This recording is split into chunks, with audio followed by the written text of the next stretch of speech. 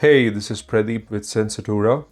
Today I'm sharing my best fragrance purchases of the year. 4 that actually released in 2024, and the rest I just happen to have picked up within this time period. There's a mix of designer and niche, some rare and long awaited surprises, change in direction and such. Overall, I have a mixed feeling when it comes to new releases this year. One trend that has exploded even bigger is the designer elixir and parfum flankers, sweeter scents too. On the other side, niche brands with their extrait de parfum releases. I have personally become obsessed with a particular theme, which you will see later in this video. The price increases have also continued, expected to continue in 2025, further enlarging the bubble. Another noticeable trend was the exclusive limited edition trend, be it at Harrods, Selfridges, Paris boutiques, leaning even more toward the idea of exclusivity and luxury these days. The number of new releases in general have increased as well. It felt like every week there's a new brand and a new collection. Having said all that, I was able to pick up some really good ones. There are 10 fragrances in the actual list and 2 honorable mentions. In the end, I'll also share my wish list for 2025. So let's get started in no particular order. First, the 2 honorable mentions. At 12 is H24 Hermes Vives from 2024, composed by Christine Nagel. This is the only designer signature release on my list, and to think at the beginning of my hobby, I was convinced I would be content with only signature fragrances because of the fantastic lines at the time, even before 7 to 8 years. This category has kind of moved away from my tastes and vice versa. As a result, the possibility of me enjoying a signature release is at its lowest at the minute. I think this is possibly the best from 2024. Granted, the bar was not that high.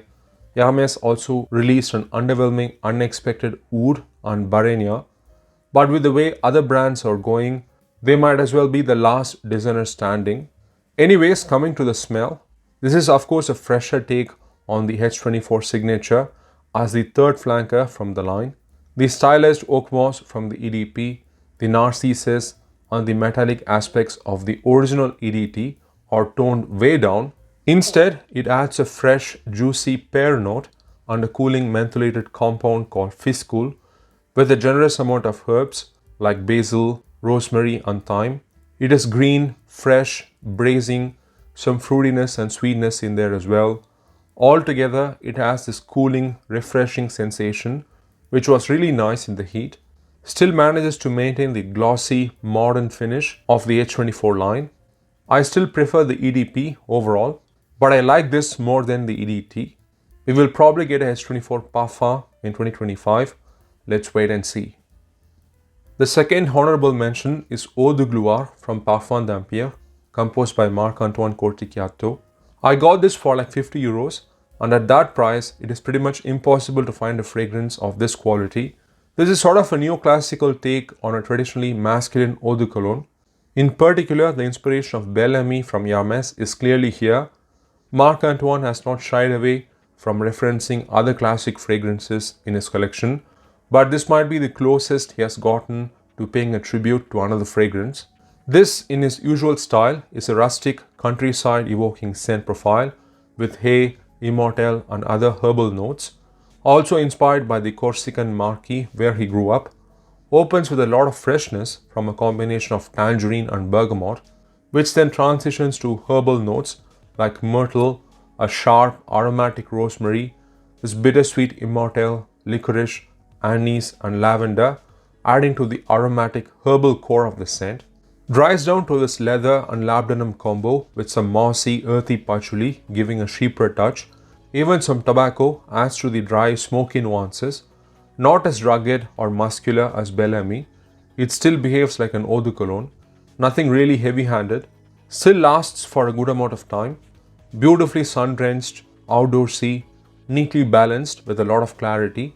They even made a limited edition eau de cologne version, which I'm yet to sample.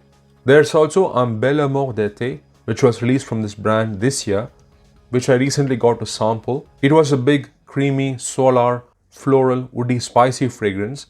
I thought it was nice, but I still need to spend more time with it. This house even made me appreciate a western wood fragrance after a long time. Alright, now getting into the actual list in no particular order. 10 is Black Lacquer from Tom Ford, released in 2024. I was frankly surprised by this. I never thought I would be fully impressed, let alone buy a new Tom Ford fragrance since Beau de Jour. I even made a video declaring it as the last convincing Tom Ford release. Then this one came out. I liked it, but I wasn't on board the idea that this is kind of a comeback for the brand. As expected, they went back to their ways. The next one's Ambre Intrigue, Neroli Portofino were duds. Now they have more Parfum flankers, roses and a signature release called Bois Pacifique coming up soon. So far I have not heard good things, but we shall see. Now Black Lacquer is one of those abstract themes from the private blend in contrast to the more obvious conventional raw materials. This time the notes were strange, like ink, lacquered woods and vinyl. It turned out to be surprisingly very good. It's not my favorite Tom Ford or anything, but still good. Not only that, I had a maid who bought this with some samples and did not like it after testing. She proposed me a good deal. That's how I got this. I would never pay Tom Ford retail. It's built around this dark ebony with a nice olibanum frankincense note complementing it. The strange accords like the ink and the plasticky vinyl and some clean black pepper create this dark initial impression, but they are not overly dominant and more so play a supporting note to the central ebony wood accord. Some waxy, soft floral facets in there as well, probably from the peony or jasmine. There is certainly a reminder of Comme des Garçons Black, which I like a lot, notably from the pepper, incense and smokiness. Also hints of Mer Mystère and Ebene Fumée from the same line probably. But it's mostly about the dark charcoal-like woody aspects without going overly smoky. In that way, it keeps the black surette silhouette type of elegance that is common among private blend releases. Lasts for a while, surprisingly good dry down, which is not the case with many of the new releases from this brand. Next at 9 is Eau de Gentiane Blanche from Hermes, released in 2009. I know the question is, how good can an eau de cologne really be? Well, after smelling this, you may also think differently like I did. I kind of discovered this early in the year when I was at the Hermes boutique to smell the new Hermès Eau d'Alezan. I saw this cologne collection lined up there and thought, might as well revisit them. Haven't smelled them in a long time. This one had this sense of earthy, powdery dryness, not full-on earthy like Eau d'Orange Vert, but this petrichor kind of smell. After wearing it on skin, I really enjoyed it. Even in the cold, it seemed to work in some ways like L'Eau d'Hiver, both composed by Jean-Claude Ellena, of course. Now, I have never smelled Gentiana flowers before, but from what I understand, they are supposed to have this bittersweet, dry, earthy, rooty, somewhat herbal smell. I even get hints of bell peppers in it. Paired with the powdery iris, they smell so beautiful and natural with a strong, gloomy, dreamlike image. The white musks in the dry down complement the floral aspects and are surprisingly tenacious for a cologne done by Ellena. It could fit in with the winter water or hot water theme he tackled in L'Eau d'Hiver, so really year-round wearable. I have not smelled a cologne done in this sort of dry, earthy style before, especially with iris. It's just another find from Hermes I can't get enough of. This one in particular, along with the line as a whole, I think deserves more appreciation. Some of the best warm weather fragrances from a designer. Next is Nightclubbing from Celine, released in 2019, creatively directed by Eddie Sleman, inspired by Parisian nightclubs. I waited for a deal on these for quite a while. The current pricing is €250 for 100 ml, which is something I don't want to pay. In fact, I don't think I paid retail for any of these fragrances. But anyway, I really liked this from the first time I smelled it because it somehow captured a scent memory of mine that I never expected. It essentially smells like cheek kissing and greeting women who just had a puff at a nightclub. I was still new to France at the time and the culture itself. One night when my friends dragged me to a club and I had to greet some 25 people there with a bisou, which was quite a memorable experience, let's say. This strongly reminds me of that. There's a lot of sappy, bitter, dry galbanum, the powdery Celine oris and a nicotine accord with lots of musks and clean patchouli. coming together in this spectacular, intoxicating fashion. I don't smoke myself, but this does not smell like an everyday common smoker. It's like a rich, elegant smoker wearing makeup done in the signature style of this collection, which pretty much all smell like they are made for models with great silhouettes. I like it quite a bit. It is a standout for me from this entire collection of Celine. In fact, it's the only bottle I own. At 7 is Bois d'Harmonie from Guerlain, released in 2006 and composed by Annick Minardo. Another one that I have been waiting to get a deal for a while. This I got from a Spanish friend after teasing her that no one's going to buy it till she retires with her cats if she does not reduce the price for me. It even has writing behind, "Learn to love yourself," which is fine by me as long as it's not the name of a notorious gangster or something. This is predominantly a soft benzoin fragrance, which has become my favorite note from the Amber Accord, based on Papier d'Harmonie. You have the golden vanillic sheen of the Arts and Materials collection in the background, some soft, spicy, camphoric, rubbery nuances in there, which is a speciality of Annick Minardo. There is this sort of powdery, aloof character added by the iris, maybe even a touch of incense and sandalwood, adding some soft, resinous dimensions. It can be balsamic while still keeping the softness. Quite a comforting, evocative scent. Wears close to the skin. I think it's much more engaging than the other vanilla-forward fragrances from this collection. The timing with this purchase could not have been more close. I got this in Feb, and then in March, I got to know it's getting discontinued. It was still there for a few weeks online, and now it's nowhere to be found at the Guerlain boutique. It's a shame, because it's a fantastic fragrance. I was told that it just did not sell well. Even Tonka Imperial seems to have been discontinued for the same reason. So I'm glad I was able to buy it before it starts to get harder to find, especially for a good price.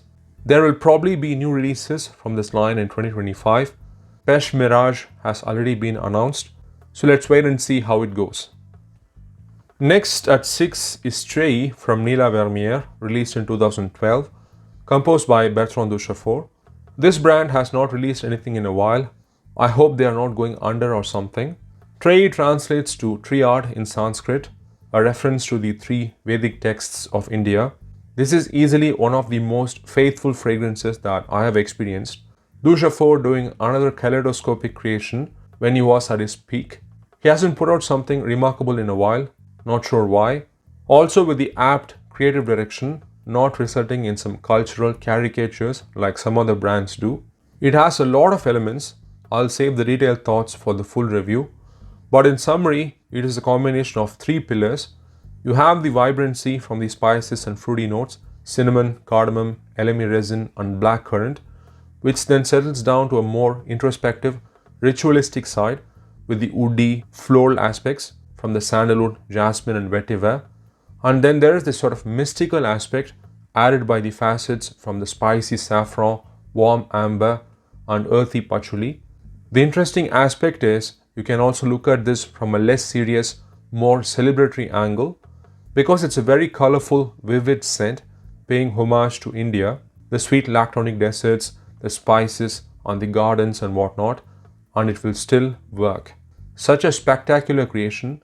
Ashoka and Mohor are the others I really love from the house.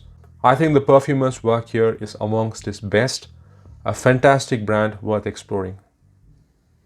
At number 5 is Vol de Nuit Extraits from Guerlain, originally released in 1933, credited to Jacques Guerlain.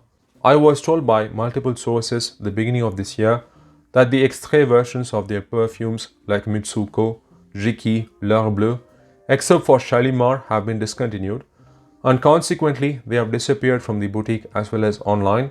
Here recently I have seen some pop up at discounters. Maybe they are whatever is left of the stock, not sure.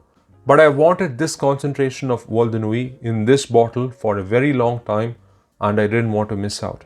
So here it is in this beautiful propeller design on the front of the bottle. And yes, this is still sealed. I have a couple of samples which should last me for a while. This perfume is one of the monumental, historically significant releases from Guerlain. It has this breezy, airy, bitter, sheer green opening that is just spellbinding. Lots of florals, rose, jasmine, narcissus, orange blossom, but I don't particularly smell any of those. It is a very abstract composition. What I do get is a prominent earthy iris and a mossy, woody dry down that is so resonating. It's a shame that this had to be discontinued because it's a part of history and cannot be replicated again. Really glad to have finally bought it. At 4 is Porter sa Peau from Roberto Greco, created by Rodrigo Flores Roux and released in 2020. This was the second in the triad of fragrances or l'objet parfumant created to accompany his photographic projects. I sampled this at the beginning of last year, decided to wait and see if I could find a deal, but then Rock was released, which I liked even more. I was tempted to get both from Javoy, but then the stocks of this one have been sitting for 3 years, so I thought, okay, I'll buy it later. But then I reckon more people got to know it because Rock was quite the sensation. And so a couple of months ago, this stock started to go down and down. And by the time there were only 3 bottles, I thought I'm not going to have to pay a marked up price for this to some eBay investment fragrance type and decided to pull the trigger. With that, I now have all 3 fragrances from Roberto Greco's lineup. This one is probably the most wearable one amongst the 3 because of the genre. Porter sa Peau revolves around the idea of looking into oneself with the skin as perfume. It's a floral aldehydic musk with a focus on narcissus. Just like the other 2 fragrances, it's quite abstract and strikingly original. The aldehydes are soapy, bright, sheer, creating this haze of the idea of a skin rather than just being cold and overly fizzy. The floral heart with the narcissus has this traditional green, fresh, yellow floral side, but at the same time is heady, waxy, musky and borderline animalic. Here it's complemented by iris, rose and jasmine, which adds a floral complexity. Starts off clean and dries down to this luminous, salty, brisk woodiness in the mid. And in the far dry down, I get this musky, sheer, still life, skin-like image as it reaches the climax with the combination of the florals, sandalwood and patchouli. This could be the best use of the infamous Akigala wood that I have come across till date. It starts off angelic and turns more carnal in the dry down. Just from smelling, you can see how meticulous and intricate these fragrances are. It is neoclassical and humanistic, just as the other 2 fragrances. Evidently, these 3 fragrances from Greco have been some of the most satisfying perfume encounters really in the last 5 years for me. They are limited releases, unfortunately. I hope he creates more with his future projects, possibly even setting up a brand. At number 3 is Ruad from Parfum d'Empire, created once again by Marc-Antoine Corticchiato, released in 2023. This could be simply dismissed as their obligatory oud fragrance, which was 10 to 15 years too late to the party. But I think it's much more than that. It is using oud to pay tribute to his equestrian roots and his fondness for horses, which is really the theme of this year for me. This managed to satisfy the quest for a full-on, unapologetic horse fragrance. As such, the opening packs quite a kick. There is the Vietnamese oud, leathery labdanum, some dirty, sweaty cumin, lots of dry, green, earthy hay, complemented by this primal, endolic narcissus. It starts off bold, animalic, barnyardy, but then mellows down to this dry, chestnut brown, earthy shades of leather, warm labdanum and patchouli.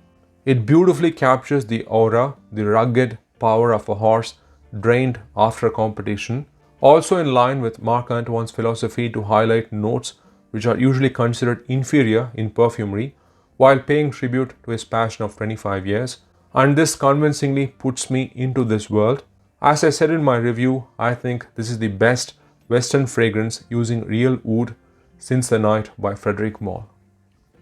Next is Comete, the 19th and the latest addition to the lace exclusive collection of Chanel, which came out in 2024, 4 years after Le Lion. I have done a full review, also an overview of the entire collection. There is something so pleasing and fun about it while still being classy. This is an almondy heliotrope iris fragrance with a ceiling of cherry blossom and a floor of musks. I was a little concerned by the cherry blossom as it often smells cheap. So the speculation was maybe Chanel is targeting a particular customer with this scent. But after smelling it, it is all that you would expect from this collection. It is powdery, creamy, pastel-y and cosmetic-like with a prominent orris note. There's a huge, nutty, fluffy, cozy, bitter almond heliotrope at its heart, inspired by Guerlain's April Onde. Additionally, I get some sweet floral violets and simmering aldehydes, lots of the signature shimmering musks in the dry down, just the right amount of sweetness. The cherry blossom is just there in the opening as an embellishment, thankfully. Not a showstopper, nor is it strikingly original. Neither a favorite exclusive of mine, nor the least favorite. Takes from a lot of iris, violet, rose, musk scents.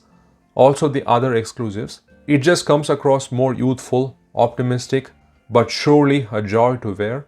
Very well constructed by Olivier Polge, so it earns its place in the collection. Alright, last but not least, this is Paddock from the Hermès collection of Hermès, released in 2024 and composed by Christine Nagel.